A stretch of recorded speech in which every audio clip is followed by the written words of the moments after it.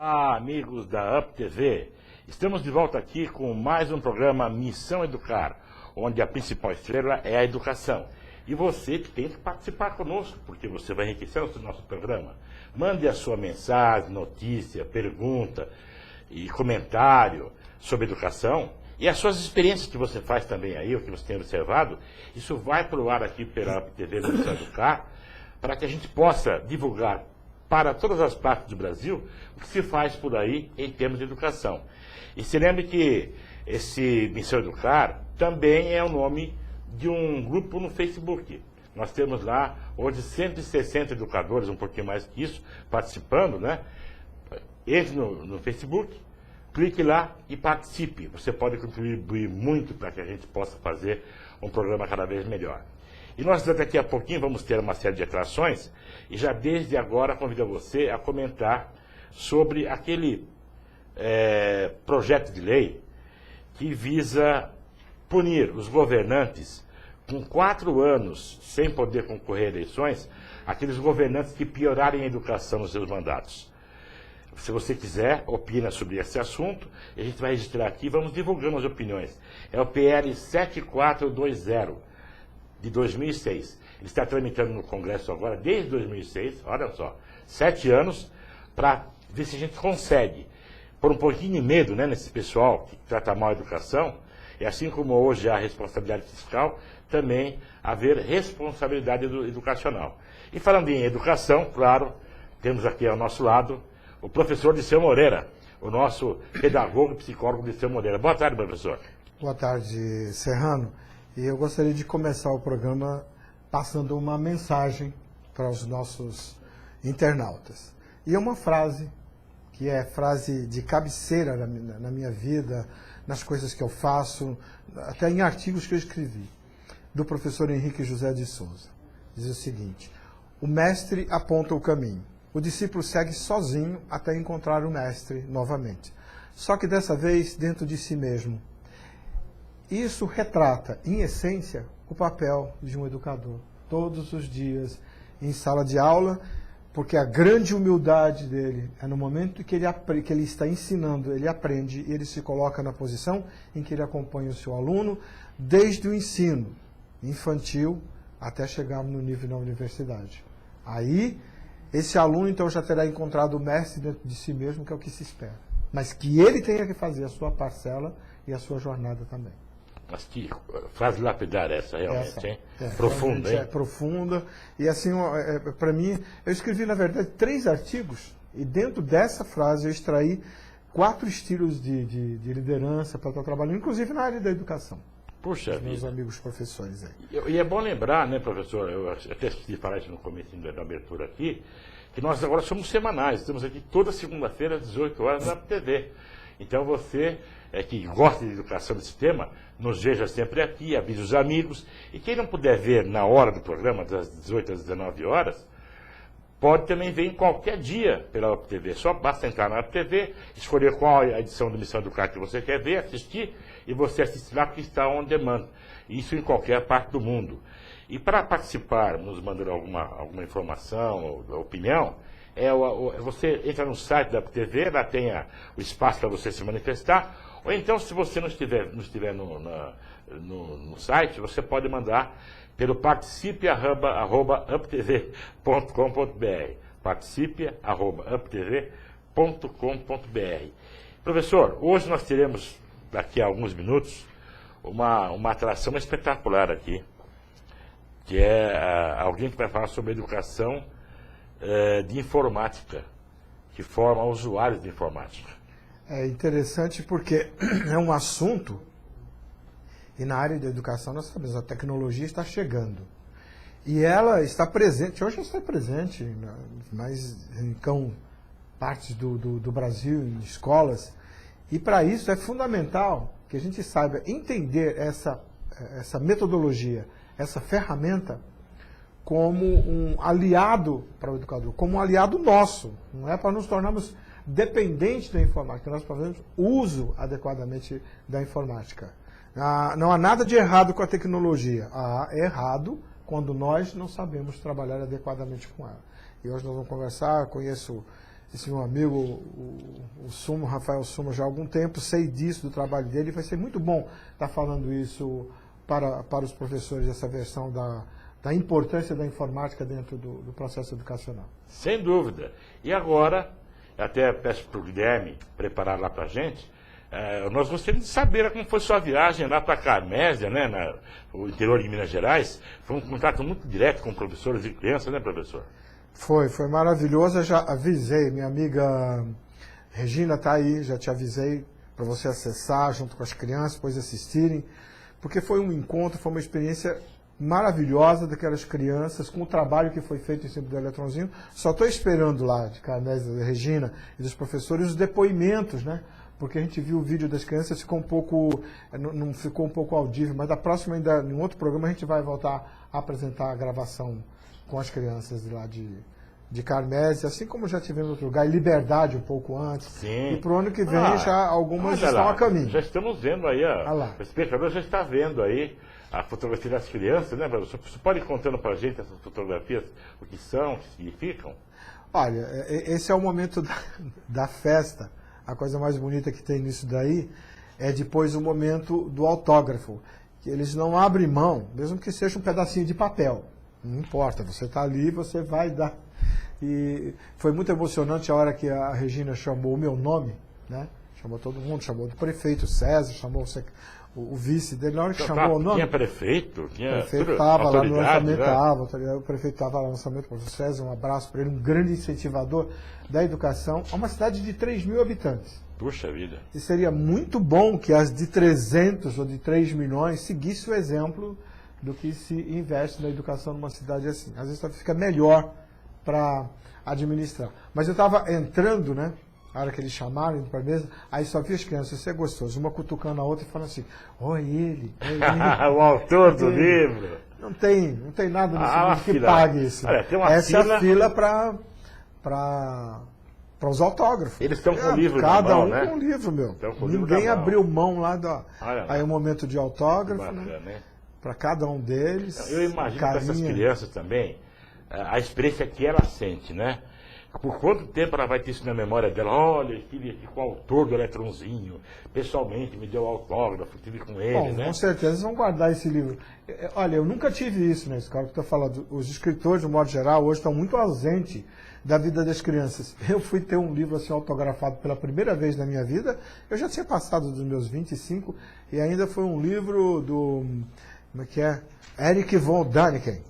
Me lembro? Eram os deuses astronautas. Pena que eu emprestei esse livro e nunca mais devolveram. É o único livro autografado. A maioria das vezes não. E eu faço questão, aqui nesse programa, depois nós vamos divulgar como é que as prefeituras poderão trabalhar com o livro e a gente vai passar essas informações. Faço Sem questão dúvida. de ir na cidade. Não importa se vai ser no Maranhão, onde for, dá um jeito de chegar até lá. Com certeza.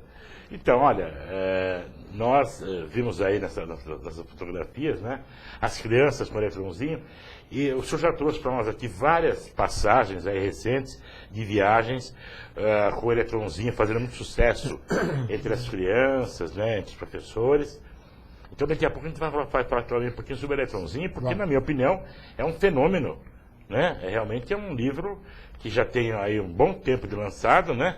E volta e meia ele volta com a mesma força, para que ele se renova. Com os resultados, exatamente. Vamos falar um pouquinho a respeito disso e até, não nesse programa, mas acho que no programa em janeiro a gente já vai poder começar a dizer como trabalhar e de que maneira as prefeituras poderão ter acesso ao livro.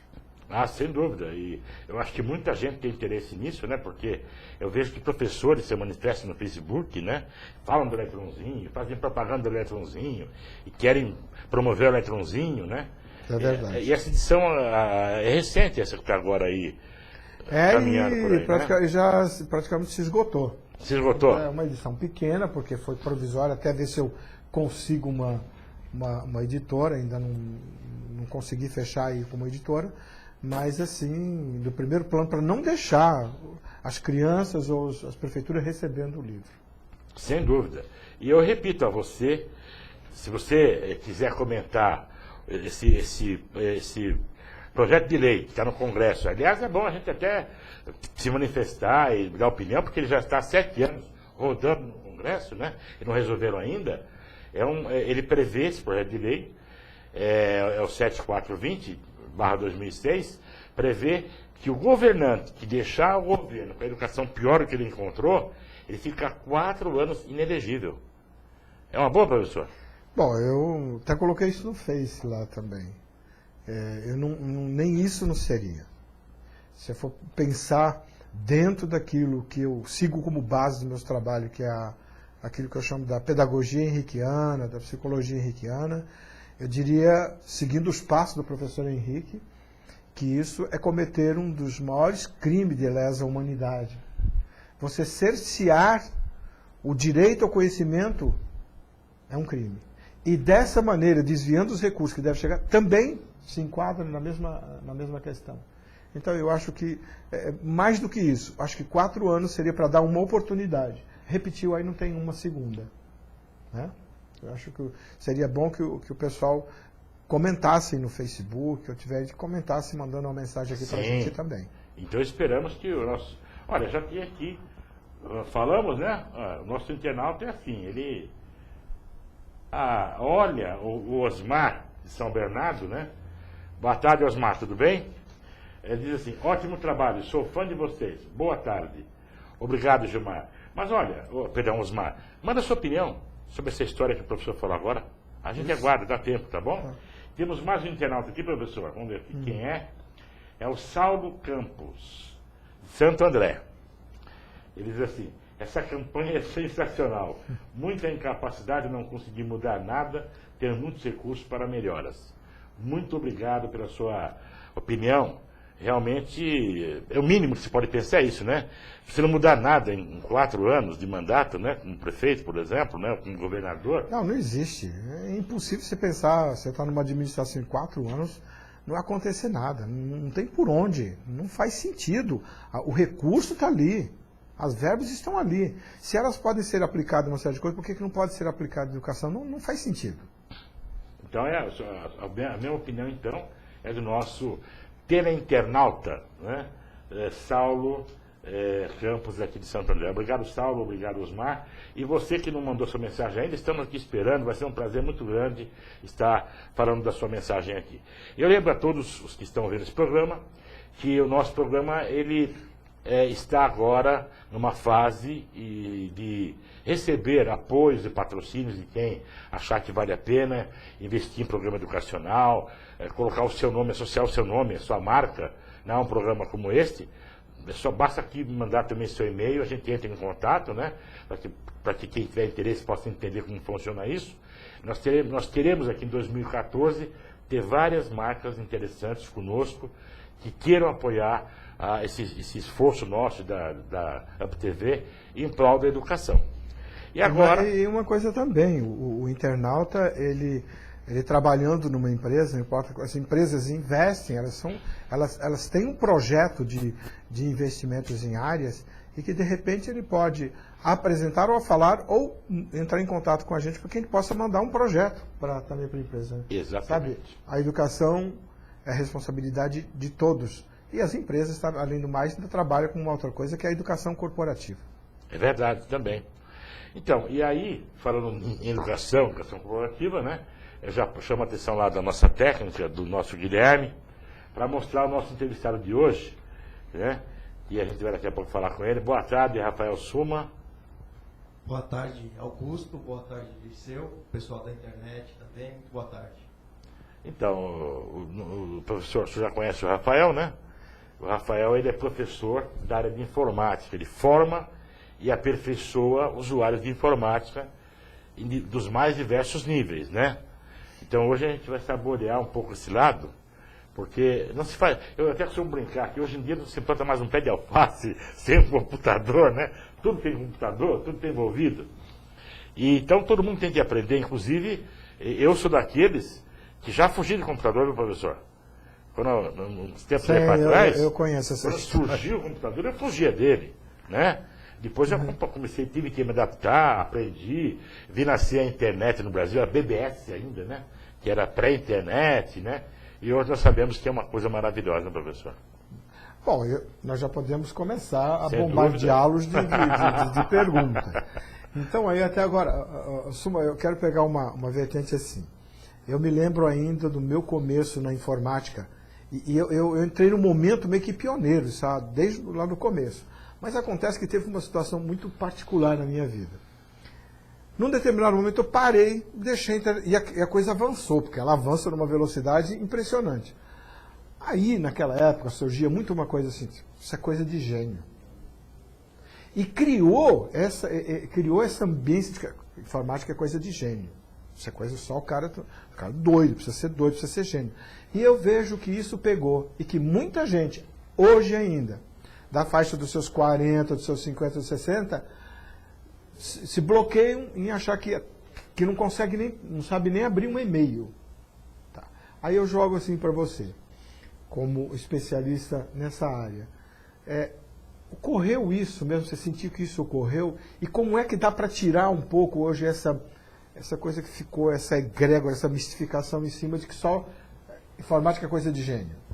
Não, então, Dirceu, ocorreu mesmo essa coisa, ainda ocorre hoje em dia. Eu vejo isso na sala de aula, porque às vezes eu pego lá um aluno que já tem uma, vamos dizer assim, um pouco mais experiente, para não falar que é, né, assim, uma idade um pouquinho mais avançada, tal. E essa pessoa, ela tem a trava dela. Não é questão do computador, não é questão do software, não é questão, é trava dela mesmo. Então eu preciso tirar essa pessoa a toda hora da área de conforto dela, da zona de conforto. Então eu fico batendo naquela pessoa até ela ter a vontade de fuçar naquilo sozinho, entendeu?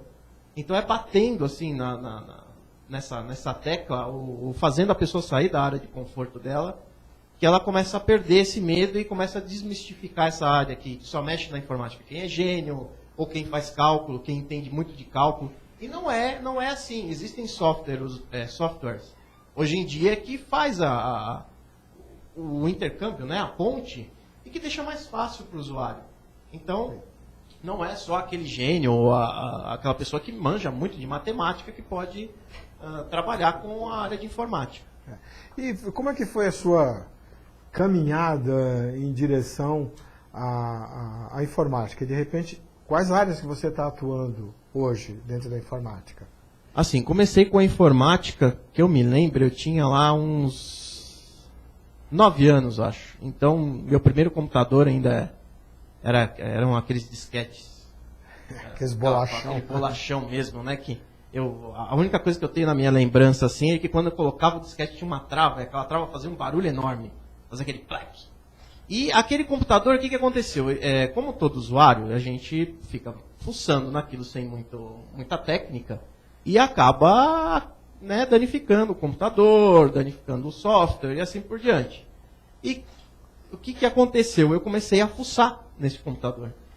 Então começou a dar defeito, eu já queria abrir o computador, isso com a mãe do lado, já com a cinta, né? Porque você começa a querer abrir uma coisa cara, porque naquela época o computador era muito caro, então tinha que comprar em várias, né, artigo de luxo, prestações e assim por diante.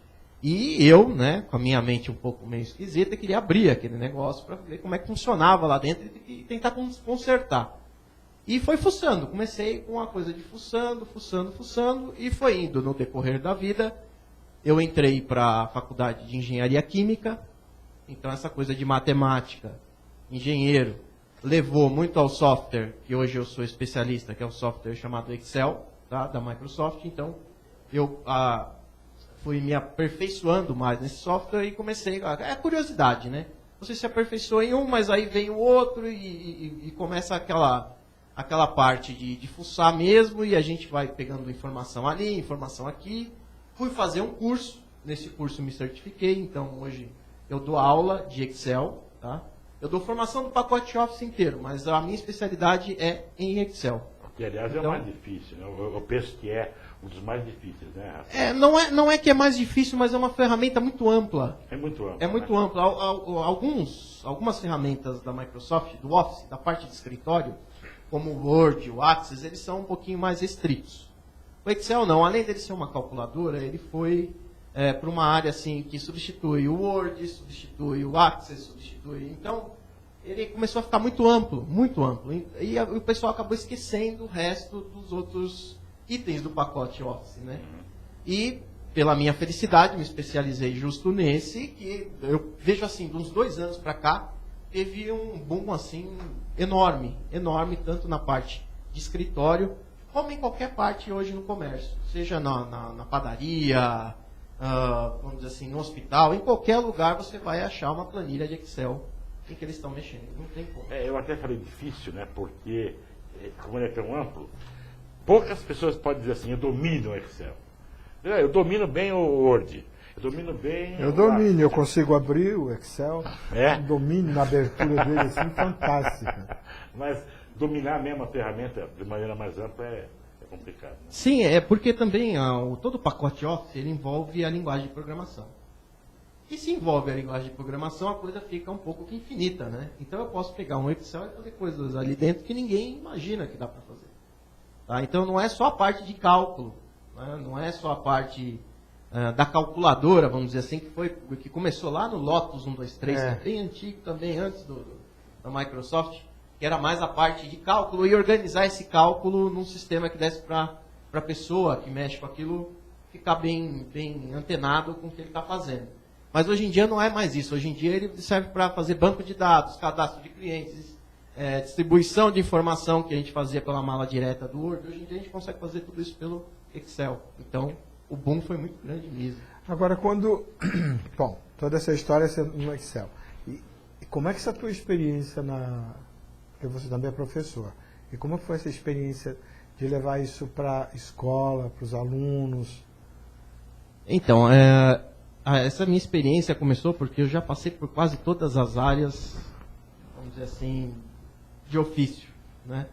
Já fui técnico de enfermagem, já vendi cachorro-quente também. Técnico de enfermagem? Técnico de Aí quando enfermagem. você vendeu cachorro-quente, você usava o Excel também? Não, nessa época ainda não. Ainda não usava. Mas já era curioso na parte da informática. Então, muitas vezes usava até para divulgar a internet e o meu carrinho de cachorro-quente. Depois disso, eu passei por uns certos períodos ali que a área de enfermagem já não cabia mais, o cachorro-quente também não. Tive que me adaptar a uma nova situação da vida. E aí corri atrás da engenharia. Eu falei, bom, preciso fazer uma faculdade. Eu olhei aquele cronograma da faculdade. O que mais me interessou, por incrível que pareça, não tinha nada a ver com aquilo que eu trabalhava, era a engenharia química. Através da engenharia química, não tinha como trabalhar. Foi aí que surgiu a ideia que muitas pessoas hoje em dia estão correndo para isso, porque o que a gente vê hoje na sociedade é a falta de educador. Aquele educador que é formado em letras, que é formado em matemática, que é formado em física, que é formado em química, ele está ficando escasso, não existe mais. É verdade. Toda a parte pública de ensino, a parte do Estado, a parte municipal, esses profissionais não tem mais, não adianta. Se você for numa faculdade, você vai ver que certos cursos que formavam essas pessoas estão fechando. Né? E eu precisava de um emprego, não tinha estágio, porque estava no primeiro ano. Né? Ali já tinha passado todos os módulos de cálculo e tudo mais. O que me ocorreu? Eu vou procurar, então, emprego num colégio estadual. E eu fui atrás, fiquei sabendo se podia dar aula e tudo mais. Com a grade curricular que eu tinha, eu já poderia dar aula de química, física e matemática.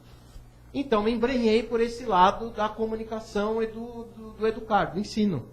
Coisa que também na minha vida não era assim, eu era um pouco diferente, era um pouco tímido, um pouco, né? E a gente sabe que para entrar numa sala de aula, a timidez tem que ficar de lado. E gostei dessa parte. Comecei a dar aula, gostei muito da parte, só que vem um outro probleminha também, que eu vejo que é o principal vilão, um dos principais vilões da educação, que é o salário. O salário do professor estadual hoje em dia é bem ruim, vamos dizer assim, para não falar outra coisa. A gente está assim, né? O pessoal da internet vai ficar um pouco assustado, mas é bem ruim mesmo. E eu falei assim, o que eu posso fazer com esse tipo de informação que eu tenho, já na área de engenharia, já na área de computação, o que eu vou fazer? Porque no curso de engenharia nós temos 1 ano de programação de computador. Então, o próprio engenheiro é obrigado a entender de informática também. Tá? Não importa a área, se é química, se é física, não importa. Ele é obrigado a entender de matemática, ou de programação também. E comecei a procurar, e vi que eu poderia também, com a formação que eu tinha, com os cursos que eu tinha feito de Excel, ou pacote Office, poderia dar aula. e foi aí que entrei na parte da educação em informática. Então, olha, só para o internauta, né, está aqui chamando. Sim, fundamental, não podemos... Epa. É prioridade aqui. Nossa, prioridade. Está muito interessante a conversa, a gente vai ouvindo o Rafael e o Dirceu conversarem, mas o Osmar, que já tinha mandado antes o e-mail, né, comentando sobre o programa, eu falei, Osmar, manda para a gente a sua opinião sobre o PL, né, da educação. Ele mandou, ele falou assim, olha, concordo com o amigo Saulo, que foi outro internauta que comentou, né, acho que 4 anos é pouco. Abraços. Ok, Osmar, é da linha do professor, ele também acha que 4 anos é pouco, né, e muita gente acha que 4 anos realmente é pouco. Temos aqui a Janaína, de Maringá, no Paraná. Nossa, Maringá. Terra boa, hein? Puxa vida. E vamos ver o que ela fala aqui. Você já perdeu a paciência com o aluno? Ele está perguntando para você, Rafael. Você já perdeu a paciência com o aluno? A minha mãe foi maltratada pelo professor de informática por não ter facilidade nas aulas. Bom, é Janaína, né? Janaína, boa tarde, né? Assim, humano perde a paciência, mas assim, o bom educador, ele tem que saber esse jogo de cintura. E a arte, porque eu vejo assim, a arte de educar é uma coisa muito séria. Então, o que eu falo por Dirceu, o que eu falo por Augusto, pode ser o mesmo assunto, mas a maneira que eu falo para o Augusto, para ele entender, é diferente da maneira que o Dirceu escuta e entende também. Então, às vezes, o próprio profissional que está ali, ele não tem esse jogo de cintura, tá? Isso pode acontecer sim. No meu caso, não é que eu estou puxando sardinha pro meu lado, não, mas assim, de perder a paciência e maltratar aluno, isso inclusive na vida, para ninguém acontece esse tipo de coisa comigo. Nem alunos de terceira idade, né? Não, com certeza não. São quem mais a gente tem que... eu acabo adotando como vô e vó mesmo, né? Uhum. E acaba criando uma família na hora do ensinar, tá? Mas assim, ocorre vários instrutores que perdem a paciência, porque o humano, a gente sabe como é, né? O ser humano é complicado nesse tipo de assunto. Tem mais internauta ou a gente pode puxar mais? Agora, vamos dar um descansozinho um pouquinho pro nosso amigo Rafael.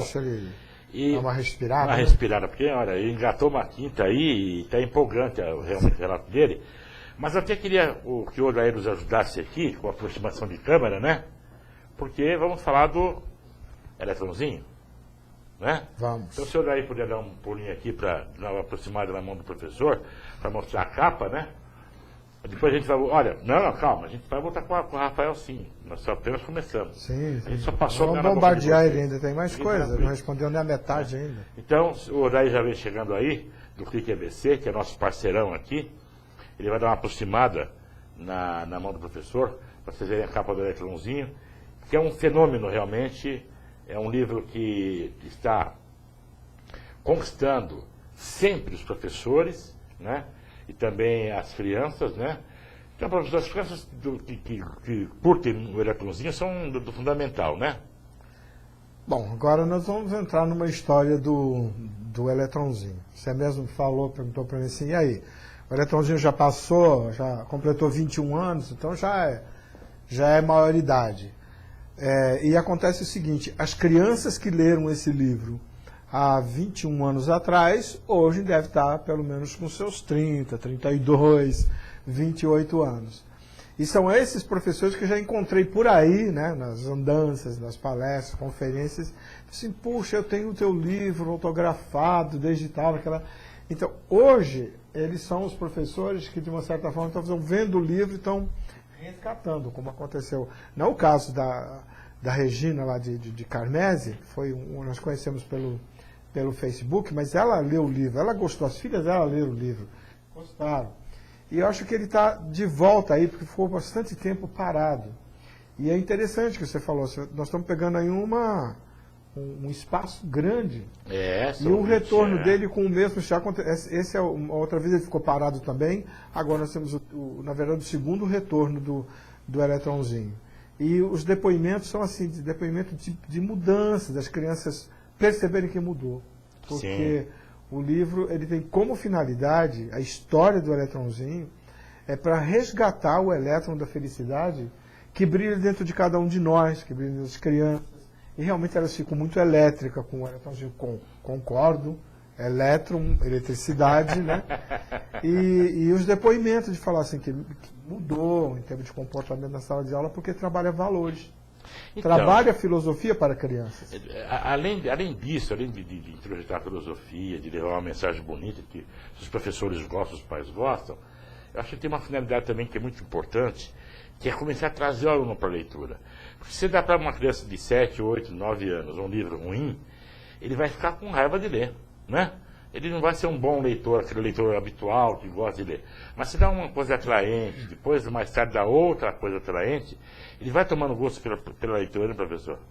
Aí tem uma coisa também, né, Serrano, que é assim, esse gosto pela leitura, no eletrãozinho ele começa dizendo que o livro, se a criança não está alfabetizada, a criança tem 2, 3 anos de idade, os pais devem contar, os tios, os professores, contar a história, né? Porque o eletrãozinho ele vem para a filosofia para a criança na medida em que ele resgata os valores. Olha, a família, o eletrãozinho é uma família de 7. Eles são 7 irmãos. Tem um irmão que não gostou muito da atitude dele, se revolta contra ele. As crianças, né, na cidade do Vale Dourado, o que elas mostram? Elas mostram que elas conseguem resolver problemas de acordo com a idade dela. E os pais não interferem na ação delas para resolver. Eles ficam por trás, dando as orientações para os seus filhos, de tal maneira que eles vão lá e resolvem. Ou seja, não é papai e mamãe que entra na história para lá, deixa eu resolver o problema com o eletrãozinho, da bagunça que ele está criando. Não, os pais orientam seus filhos, eles vão para lá. A história tem esse sentido. De mostrar que a criança é competente, independente da idade dela. Basta que a gente dê a responsabilidade de acordo com o quê?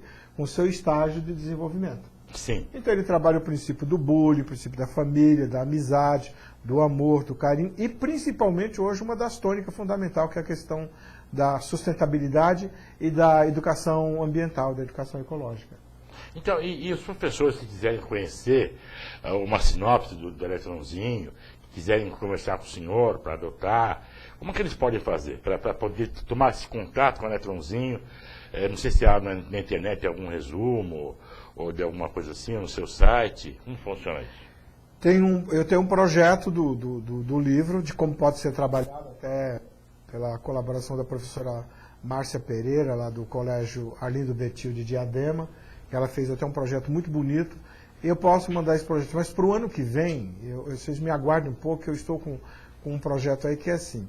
Eu quero, o professor, a Secretaria de Educação, que entrar em contato com o programa, a partir do ano que vem eu vou montar um projeto que é: a Prefeitura receberá 5 livros, avalia o livro e vai trabalhar com o livro da seguinte maneira: ou adotando o livro para trabalhar com as crianças, como fez Carmese, como vai fazer Itambé, como fez Liberdade, como fez outras cidades. Ele vai montar esse trabalho. E se ela quer adquirir o livro? Se não, pode ser, como muitas fizeram também, que a criança adota, porque o livro vai sair barato. A ideia é que o livro saia com custo barato, subsidiado por algum patrocínio que a gente vai conseguir. Então, ano que vem nós vamos ter uma ideia aí bem em cima disso, porque eu quero que o eletrãozinho chegue em todos os recantos do Brasil. E até fora dele. Sem dúvida. Então, nós só voltamos a lembrar que quem quiser, tanto falar sobre o eletrãozinho, como conhecer os demais trabalhos, ele tem 16 livros do professor Dirceu Moreira. Vai lançar mais um agora, né? Quem quiser a sua conferência, a sua presença, né, os seus cursos e tudo mais, basta entrar no site www.dirceumoreira.com.br. E ele também está no Facebook, Dirceu Moreira. Chega lá, entra lá, você vai perceber, vai ver, e mantenha contato. O professor Dirceu atende todo mundo, está sempre disponível, ele faz isso com muito prazer, né? Temos aqui mais um internauta chegando aqui, vamos ver quem é e quem vai falar. E já voltaremos então com a entrevista do Rafael Suma para falarmos aí um pouquinho mais sobre o ensino da informática. Ele até trouxe um material interessante para mostrar para a gente aqui também hoje. Então vamos ver.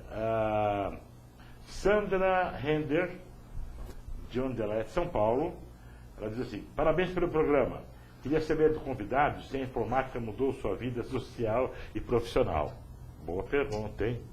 Vamos perguntar para ele, professor? Já passa direto a bola, né? Então, Rafael, a Sandra Render, lá de São Paulo, pergunta isso: se a informática mudou a sua vida social e profissional. Bom, boa tarde, Sandra. Com certeza mudou, tá? A informática como a gente diz, informática, né? Surgiu da necessidade da informação. Então, acaba mudando não só do instrutor, como de quem aprende esse tipo de matéria, tá?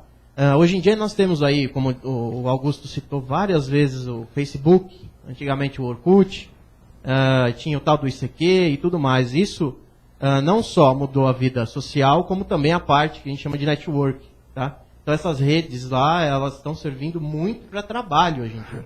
No meu caso, eu acabei criando uma página só para o Excel, tá, no Facebook, que é Excel Fácil. Tá? Então ali a gente consegue manter contato com as pessoas, se elas estiverem precisando de auxílio na hora de implantar algum projeto na empresa, algum engenheiro que precise de alguma planilha específica. E com certeza mudou, e eu acredito que mudou para melhor, tá? Na parte de melhor mesmo. Agora eu vou aproveitar, já que nós estamos embalados com a pergunta feita pela internauta, mas vamos voltar a uma coisa assim. O hardware é a parte física. O software é a parte dos programas.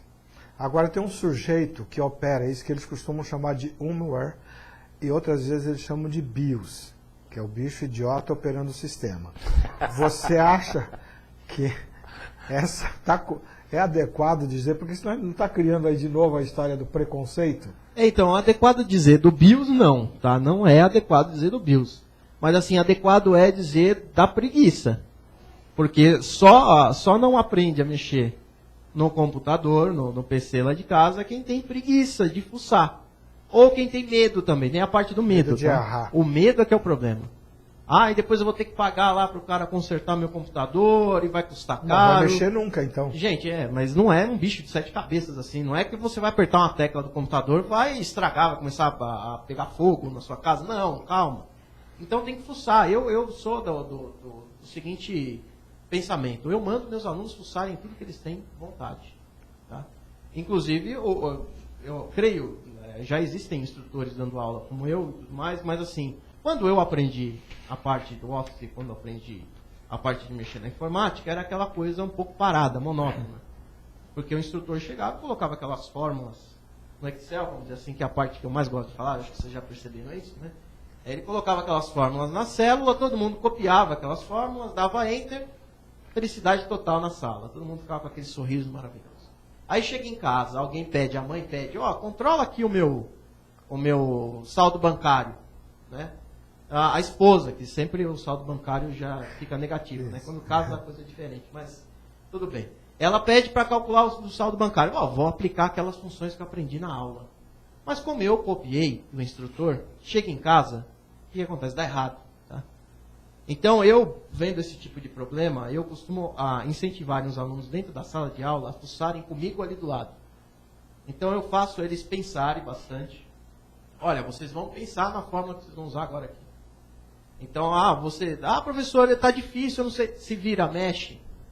Eu gosto de tirar da zona de conforto. E dou um tempo ali, aí passa-se um tempinho e depois daquele tempo é lógico que eu trago a aula de volta e a gente explica o resto da matéria. Mas assim, esse tempo, esse raciocínio na frente do computador, esse perder o medo de raciocinar e colocar em prática, é o que faz a pessoa sair daquela área do BIOS, vamos dizer assim, vamos usar o BIOS. Sei. Agora, eu sei que nós estávamos conversando em off e você tem uma experiência também de inclusão. Você trabalhou com... Eu gostaria que você falasse dessa experiência, de como é que você trabalhou, inclusive, com os deficientes. Sim. A gente tem um projeto, inclusive a empresa que eu trabalho hoje, ela atende todos os tipos de deficiência, né? Ela tem um projeto com o Instituto para a Cidadania, e esse instituto ele traz esses deficientes para o mercado de trabalho. Mercado de trabalho sem informática não existe mais. Não. Então não adianta preparar a pessoa sem a parte do office, do escritório na informática. Não tem como mais. Qualquer pessoa que saia para um estágio, qualquer pessoa que saia para um emprego sem saber o mínimo do pacote Office, sem saber o mínimo de informática, não arruma mais emprego. Não adianta. Tá? Isso em todas as áreas. Não fala, mas eu vou varrer, não desmerecendo, porque quem varre para mim a rua vale de muito. Mas assim, até isso, hoje em dia, ela é capaz de ter que fazer um teste, e nesse teste envolver a parte Não, de você informática. encontra o cara varrendo a rua, limpando a rua, com um celular na mão e se bobear, ele está acessando a internet. Agora não Sim, sei se ele está sim. acessando qual é o melhor meio de se limpar. Mas que ele está no Mas ele Facebook, está- ou está lá no network, mexendo os pauzinhos dele para aumentar lá um pouco o salário dele, vamos dizer assim, ele está fazendo isso sim. Então a informática não tem como fugir dela hoje em Mas é dia. interessante você ter trabalhado, você disse que trabalhou com deficientes visuais, com Sim. deficientes físicos, deficiente Intelectuais. auditivo. Sim, intelectuais. Essa parte de inclusão, ela abrange outras que não sejam as deficiências também, tá? Que é a parte da terceira idade. Então teve uma turma em São Lourenço, Minas Gerais, e a gente levou daqui o material, né, didático, daqui para passar para essa turma da terceira idade.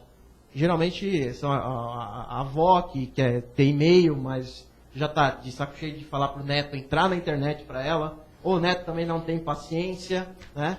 Como ocorreu aqui o caso da internauta, que o professor maltratou a mãe dela porque não tinha paciência, mas isso acontece com neto, vô, mãe, filho também em casa, tá? Não é só na sala de aula. E essas pessoas, elas procuraram esse curso para essa independência, né, na área social, como foi uma outra pergunta que me fizeram aqui. A parte das crianças carentes também, a gente teve uma abrangência ali no Sul Mineiro, tá? Que é uma formação que a Microsoft dá de graça, chamada de aluno monitor. Tá? Ela dá certificado de graça. Tá? Então a gente montou este curso ali na parte do Sul Mineiro. Aqui em São Paulo também eu fui atrás de umas escolas estaduais, a gente teve alguns alunos nesse aspecto. E a parte de deficiência, que eu vejo que quem mais aprende sou eu em sala de aula do que os deficientes. Porque muita gente pensa, é deficiente e não consegue mexer no computador. E eu fico espantado a facilidade que eles têm no aprendizado. Então, imagine um deficiente visual total fazendo fórmulas no Excel sozinho, sem ninguém ter que ficar colocando lá a mãozinha dele no teclado. Coloca isso aqui, isso ali. Isso acontece hoje em dia em sala de aula. Mas esse é muito gratificante, né, Rafa? Com certeza, com Você certeza. pegar uma pessoa assim, isso é fabuloso. Isso é fantástico. E eu acho que esse é um grande trabalho. Eu penso assim, isso que você está fazendo de inclusão digital, preocupa-me também o programa do governo da inclusão digital. Eu não sei, nem vou criticar, porque eu não sei há quanto andas, de como é que está, mas me surpreende muitas vezes. A gente manda um e-mail para uma faculdade, manda um e-mail para uma escola, para uma secretaria, e só volta. Os e-mails nenhum atualizado. Você pode mandar 100 e-mails, se você conseguir 5 retornos de 100 e-mails mandando para o pessoal da área da educação, se vier 5 retornos, você se dê por satisfeito. Isso significa que lá atrás não deve ter acontecido essa inclusão, porque você está dizendo que um deficiente visual total consegue fazer isso que você está falando. Imagina, então, porque... Então somos nós mesmo que estamos dando uma de BIOS. Sim, com certeza. Com certeza. É a parte da preguiça, né? Porque o deficiente, ele tem aquela parte assim, bom, eu já tenho um obstáculo que é para a vida inteira. Esse obstáculo ele tem que ser superado. O resto dos obstáculos, eles ficam mais fáceis, né? Então, a necessidade de se aprender, a maneira que se aprende, até o tempo do aprendizado fica mais rápido, porque eles têm esforço quanto a isso, né? Então, essa ideia que a gente tem deficiente, coitadinho e tal, tem que se acabar com isso, gente. Eles vivem normalmente, inclusive em sala de aula, me foi passado assim, quando eu também fiz uma formação para o ensino na área de deficiente. Então eu passei lá 8 horas cegos, né? Passei com os colegas, passaram também como cadeirante, para entender como é que funciona a cabecinha deles Se pôr no no dia a lugar dia. deles. Sim. Se pôr no lugar deles. Muitos tiveram lá como deficiência auditiva, e é impressionante como o corpo reage quanto a isso. Então me vendaram lá 8 horas e no final do dia eu já estava escutando muito mais do que eu tinha, né, de audição, olhando para as pessoas normalmente, vamos dizer assim. Na hora de comer já era completamente diferente, né? E assim, e durante as aulas me passaram um medo enorme. Cuidado na hora de falar com o deficiente, cuidado de fazer uma brincadeira. E não é nada disso, gente. A coisa feita com amor, com carinho, o deficiente brinca com a dificuldade dele. Eu acho que tem que se tratar tudo com humor. Tanto a aula de Excel, tanto é que meus alunos acham que eu sou um pouco viradinho, porque eu brinco, choro, pulo na aula. E é porque é uma coisa chata, vamos dizer a verdade. O Excel, por mais capacidade que ele tenha de nos surpreender, se você passa 12 horas em frente a um computador, você vai achar aquilo chato. Então, se na hora do ensino a gente não tiver uma dinâmica naquela aula, a coisa fica um pouquinho pesada, né? Então, eu brinco, pulo, grito, faço o que tem que fazer dentro da sala de aula para chamar a atenção deles. E a mesma coisa com o deficiente. E se eu contar cada história aqui de piada que eles mesmos contam? Que eles mesmos contam deles, que eles brincam. E aí vem aquela velha massa, né, professor? Não tem jeito, né? Entrevista boa, passa rápido, né? Nós podemos ficar com o Rafael aqui falando durante muito tempo, ele mesmo colocou agora, tantas histórias. Podemos até, quem sabe, voltar futuramente, e essa história de se pôr no lugar do aluno e tudo mais, e tantas outras coisas. Nós estamos com 3 minutos para acabar o programa só, temos que dar uma série de recados. Mas antes do Rafael se despedir, eu peço só para o Guilherme, para colocar, não sei quanto tempo tem aquele videozinho que você trouxe. Rafael. Ah, é rapidinho. Não, mas é só para fazer uma ilustração mesmo. Então aí você poderia soltar para nós, Rafael, o Guilherme, e o Rafael dá uma comentada. Bom, aqui é uma planilha. Um minuto? Tá lá, tá. É rapidinho. Aqui é uma planilha do Excel. O que o pessoal fez? Com a parte de programação, eles fizeram aquele jogo de Tetris. Que é uma coisa que ninguém acha que pode se fazer no Excel. O Excel é só para cálculo, é só para...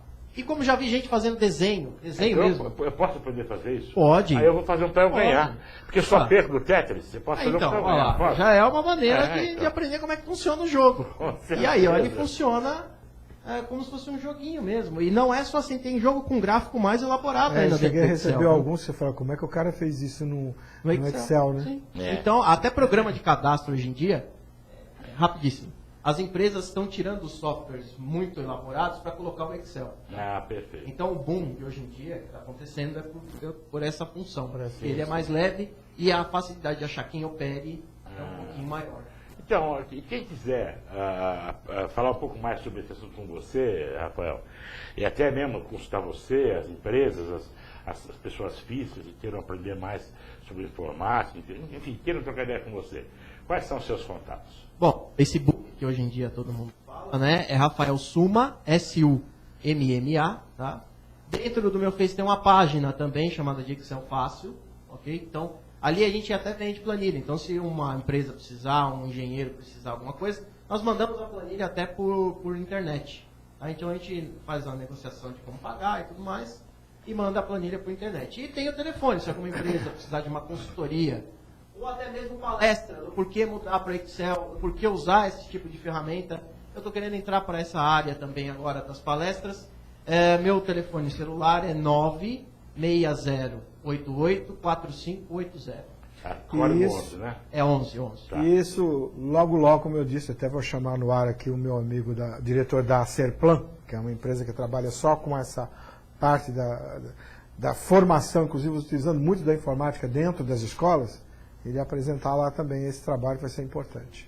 Muito interessante. Então, olha, agradecemos demais a presença do Rafael aqui. Eu vou pedir a ajuda do Odair para mostrar que nós temos plateia aqui hoje. A gente não falou nada, mas temos plateia. Temos aqui a Rose Baltazar, que veio nos visitar aqui hoje, veio nos prestigiar nosso programa aqui dentro do estúdio, né? Ela estará nos acompanhando atentamente. Então, pela primeira vez nós temos plateia. Nós temos os assistentes aqui, os colaboradores, né? E ao lado dela está lá o Rodolfo, né? Que é assistente de produção. Sim, assistente de produção. O que Mas a Rose, ela veio nos visitar, a gente está muito feliz com a presença dela aqui conosco, né? E só lembrar vocês que quem está nesse momento operando a câmera, mostrando a Rose, mostrando o eletrãozinho, é o nosso grande colaborador e amigo, né? Parceiro aqui, o Odair Capelari, do Clique ABC.